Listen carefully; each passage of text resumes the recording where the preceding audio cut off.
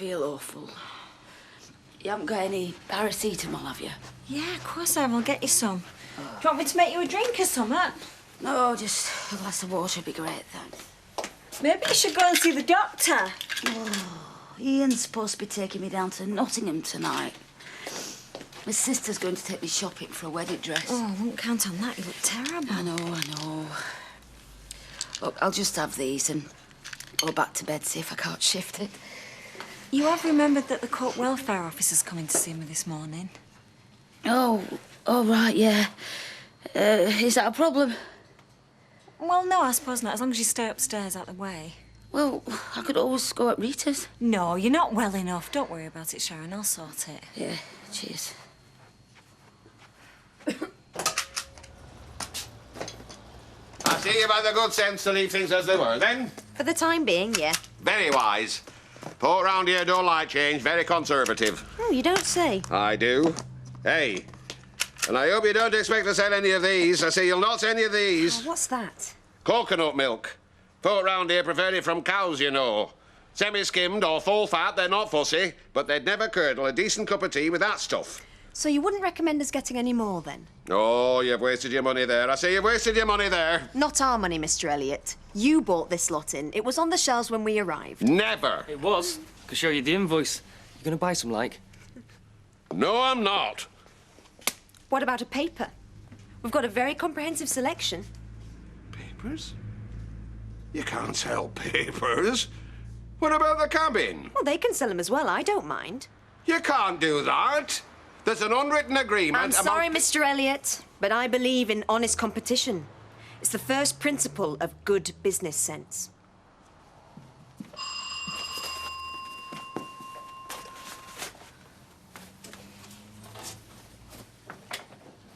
Mrs. Webster, Malcolm Fairhurst, the court welfare officer. Oh, yes. Please, come inside. Thanks. Would you like a cup of tea? Oh, no, thanks, no. Are you sure? I was about to make one for myself. Well, don't let me stop you. No, it's all right. I'll wait. Please, Mr. Fairhurst, take a seat. Thank you.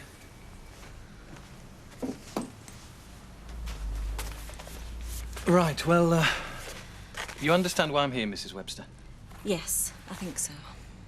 It's my job to study the case regarding both yourself and your estranged husband in respect to the children.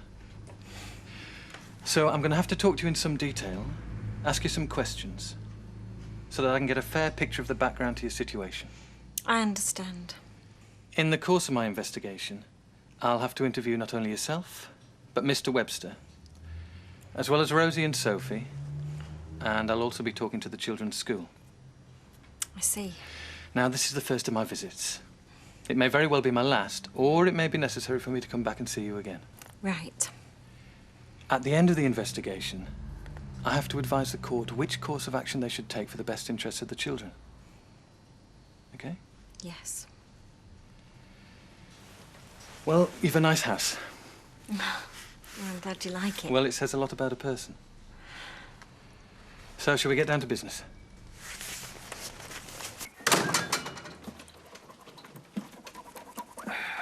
Where did you get that load of old rubbish? Load of old rubbish?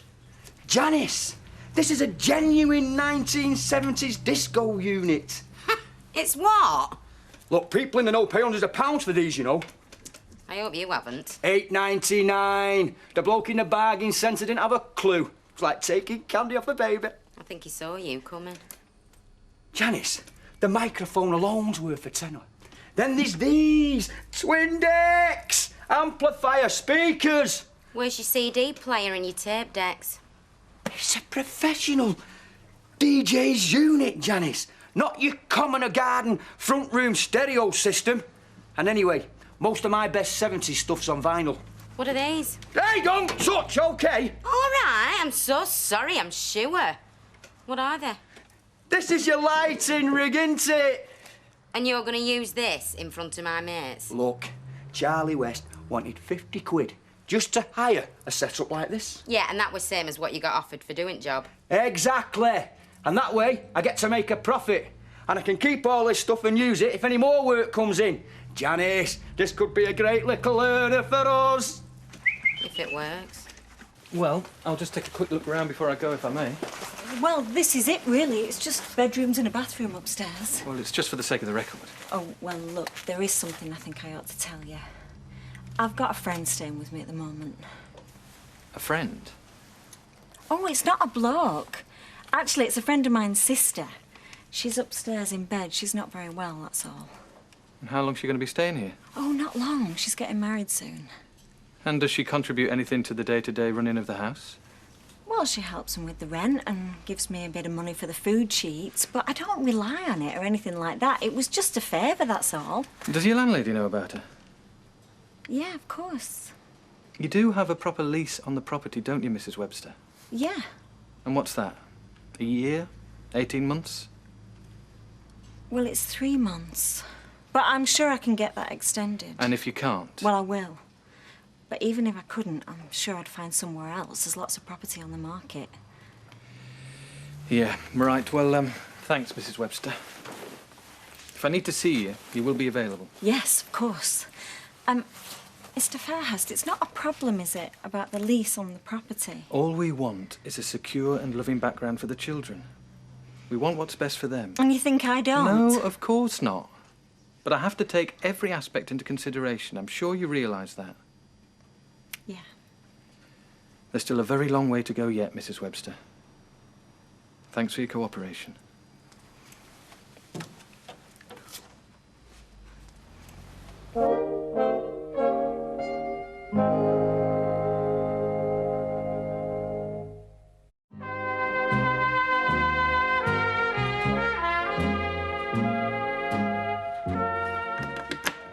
Right. Switch it on. I hope you know what you're doing. Of course I know what I'm doing. Switch it on, will you? You said it were working when you bought it. I know I did. That's what he said. You'd have been better renting from me. Aye. And if I'd have rented from you, I'd still be doing this, only it'd be costing me more. Now, please, will you switch it on? Well, don't say you weren't warned. Hey, yes! Working like a dream. Is that it? Is that the light show? Well, it just needs a couple of bulbs. And a lot of imagination. Who invited you? Oh, I like a floor show. Well, come on then. Let's hear a record. No problem. Hey. Here we go, folks. 25 on the side slide of midday. Ah, your music my way. Ask me, do we go hand in glove? And I give you sugar, baby, love. Well, it must be the speakers. I know. I always thought it were the Rubettes. Oh, well, I better get off to work. One of us has to earn a living. Hey, don't you say out about this. I'll fix it, OK? If you say so. I do say so. Charlie, turn them mains off. We'll have this fixed in no time. Mr. Webster? Yeah?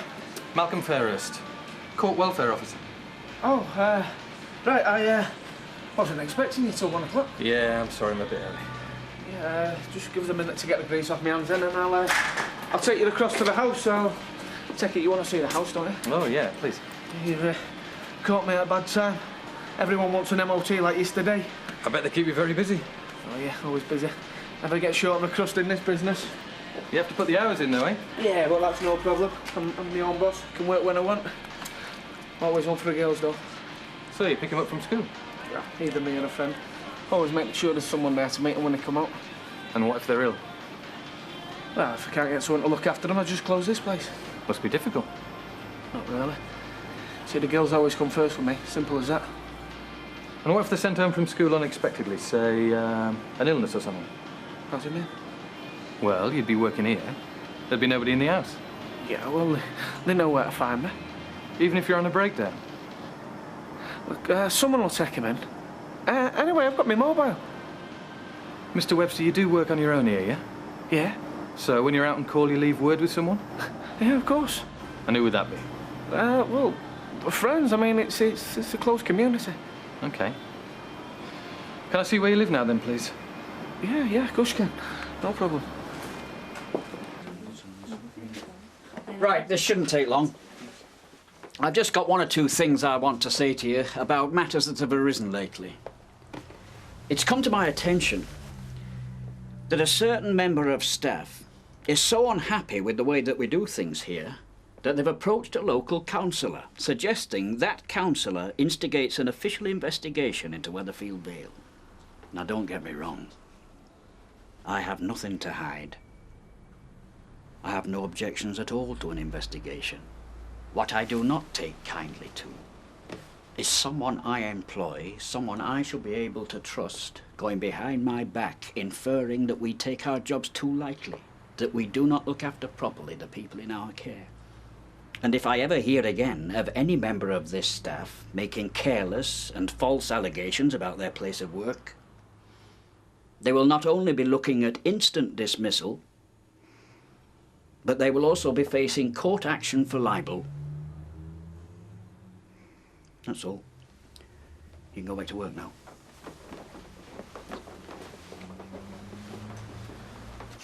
Right then, Charlie. Throw that switch. Flaming heck. I don't believe it. I've changed the fuse. I've rewired the speakers. I've checked all the leads. And it's still not working. If you'd have listened to me in first place, you wouldn't be having this trouble. Look, it's got to be something simple. I keep on telling you, it's the speakers, your woofers and your tweeters. They're knackered, Les. Then what do I do? I am mine. I mean, to get it working. I give this advice at the expense of losing a lot of money, but you need some speakers. Hasn't your Toya got some somewhere? Charlie, you're a genius. Yeah, well, I mean, I don't understand the protocol of all this, you know. But, hey, maybe your Toya won't be so chuffed if she finds out that you're using her best speakers. I mean, it might have been wiser to hire mine. Charlie, stand aside. Come on then, give us a hand. All right. There you go. Right. Switch it on. You sure? Switch them on! Oh. What's happened? You've overloaded, Les. What? Are they my speakers? Oh! They're my flaming speakers! Here's the invalid. Thanks, Sam. Hey, what have you been up to? Hey, don't get too close. All right. Well, I suppose Nottingham's off then. Yeah, I'm sorry, love. All right, well, I'll call my sister. Oh, poor old you. Is there anything I can get you? No, not really. I'm going back to bed in a minute, get some sleep. Yeah. Well, look, do you want me to hang around for a bit? No, there's no point, love. Oh, you get off, I'll be fine. Okay. Well, look, I'll call you later, all right? Yeah. Oh, and, please say I'm sorry to your sister, eh? Yeah, of course I will. Important thing is you get better, all right? Okay. See ya. See ya. Now, say if you think I'm imposing. Of course you're not. You're welcome to stay for your tea. I don't want to be in the way. You're not. Probably going to need all the free meals I can get soon, huh? I think you'll manage, ma'am. Hi. Hi. Oh, bad day. Yes. Could say that. Oh, you and me both. I've just been saying to girl, actually, what with this insurance and this pension business. It's going to be more than charity, Annie, before I'm finished. I think you need help. See what I mean? Help to keep your big mouth shut. Martin? Why'd you do it, Audrey? Why'd you go to Lickley and shoot your mouth off like that? Lickley? Yes! My employer, the guy you went to see. I've never seen anyone called Lickley. I don't even know the man. Oh, come on, Audrey, stop lying. He knew that I told you about Weatherfield Vale. He said he'd found out a certain member of his staff had been to see a councillor to organise a spot check on the place. I swear to you, Martin, I have never met this man, let alone talked to him. So how come he had a go at me, then? I don't know. Well, you do realise you've blown any chance of getting him now, don't you? Now you've put him on his guard. Because he's going to make damn sure that place is squeaky clean for any inspection now. Well, I thought that's what you wanted. It's not! Because when the inspectors go, it'll be back to normal. Well, Martin, I am sorry, but it was not me that told him. Well, who else could it have been, Audrey? Oh, well, if that's what you think. Mother? No, I'm not stopping here to be called a liar. Oh, Martin! I've said what I had to say. Well, enjoy your tea. Welcome home.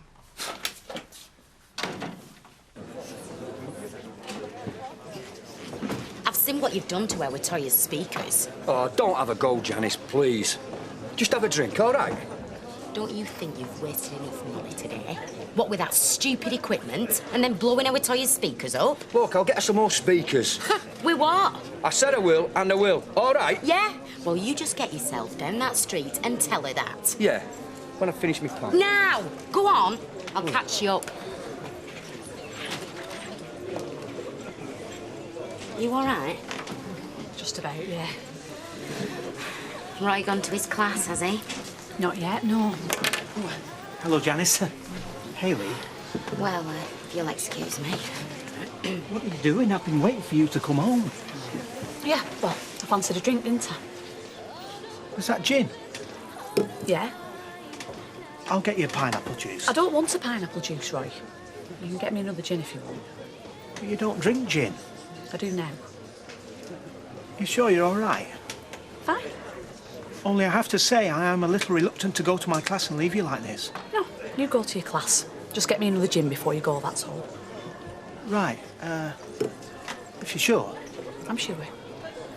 Right. Go on, then. Can I have a very small gin? Oh, you going to the Valentine disco? What, with Les's DJ? That doesn't look very likely now, does it? Well, maybe I'll think about it. Go on, commit yourself. Could be a bit of a laugh. Yeah, OK. Great. 1 G&T. 160, please.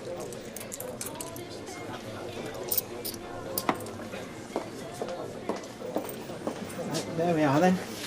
You sure you'll be all right? Yeah, of course I will. Got Janice to talk to.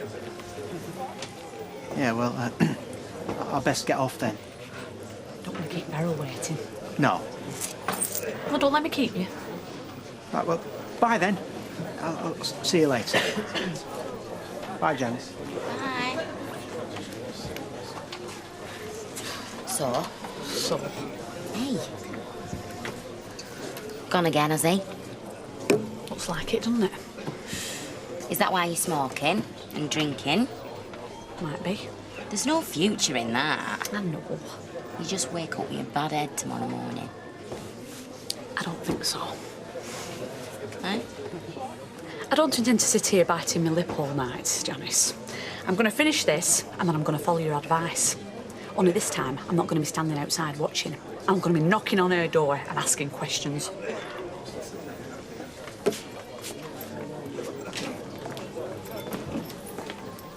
Hello. Hi. You taking a bit of a breather then? Would you believe this is my night off? That's a funny way of spending your night off. And I can't argue with that. Do you want a drink? Yeah. Tell you what, I'll buy it. Okay. One condition. It has to be wine, and it has to be drunk over a meal. You are? Well, I'm a bit of a loose end and haven't eaten, and, well, I was thinking we could just go to a little restaurant and, well, have had a bowl of the pasta. Okay. Yeah? Sounds great. I'll just get my coat. Good.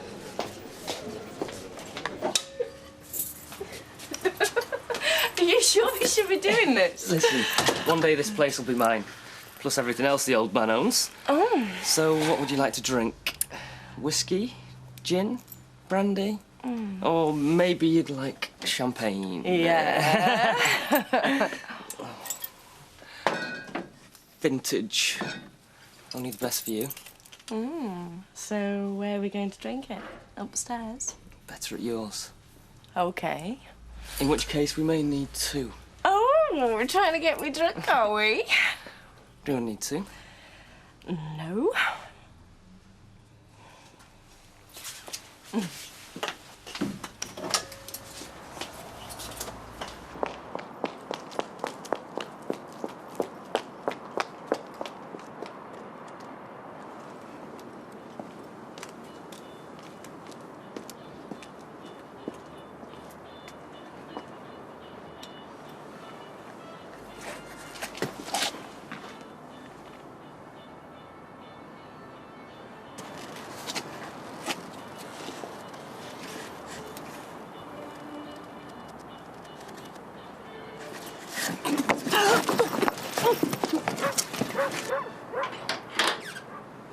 Hayley? What do you think you're doing?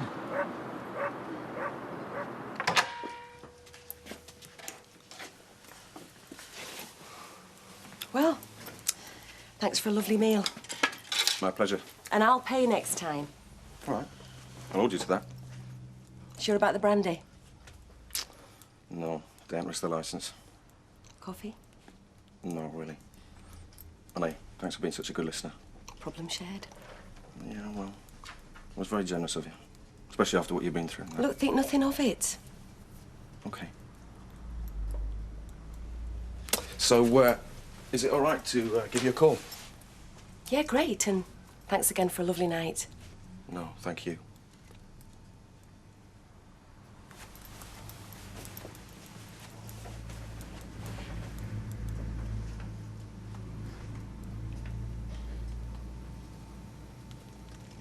Bye. Bye.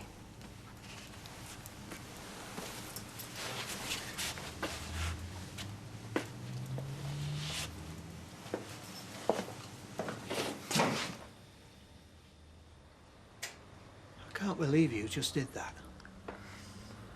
Sorry. I told you what was going on. I even offered to let you come round and see for yourself. But oh no. You prefer to listen to those stupid women in the factory, tittle-tattling, and come sneaking up, checking on me like some peeping Tom. I know. Can you imagine how embarrassed I was when I saw you there? What am I supposed to say to Beryl? Right, I'm sorry. I don't know what to say. I was just so scared of losing you. I told you, Hayley. I told you the truth and you didn't believe me. Now, if you don't trust me, there is nothing I can do about that. But I'll tell you one thing. This is no basis for a long-term relationship. Roy. Roy. I was just scared of losing you.